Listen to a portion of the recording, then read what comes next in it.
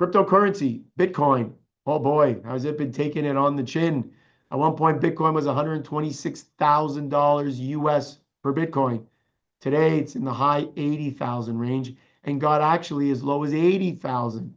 It lost, if you're looking at it, a third of its value just in a very short period of time. Unbelievable decline. Something that, yes, we've seen before. Remember when Bitcoin went from 20,000 down to 5,000 and then surged from there? So we've seen these declines before in Bitcoin. We've seen these declines before in cryptos and digital currency. Does that mean that crypto and digital is not going to last and it's going to disappear? I don't think so. I think crypto and digital currencies are here to stay for the long term. And when I hear the CEO of Visa talking about how they have now digital wallets and crypto and stable coins and all of that, all the stuff that we've been hearing about over the last, let's call it few years now, that tells me that digital currency is here to stay. Our first chart shows the demise of Bitcoin, shows it at around 87,000 US dollars. Look at that chart. Wow, what a fall. You can see if you focus on the far right-hand side, a bit of an uptick. People have now started to buy back in.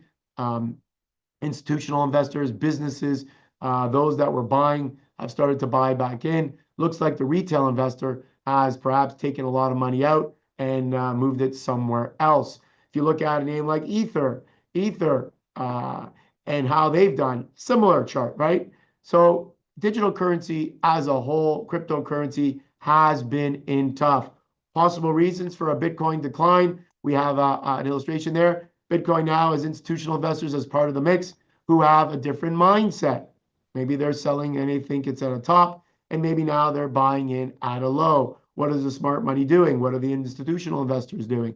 Less liquidity. There's a slowdown in Bitcoin mining, so not as much liquidity out there. Slowdown in liquidity. Bitcoin has 4-year cycles with a drop in supply, and it is overvalued. Perhaps Bitcoin was overvalued at 126,000. I'll throw one more in there into the mix. Risk on. Risk on. When risk is on, when investors are in a risk on mode, they tend to buy things such as crypto and gold and other things. When investors are in a risk off mode, like we've seen over the past couple of weeks, as the stock market has come down 5-6%, so has Bitcoin. And as we know, Bitcoin is extremely volatile, a lot more volatile than the overall stock market. So when the stock market falls 5-6%, crypto is falling 30-40%. And that's the scare, right?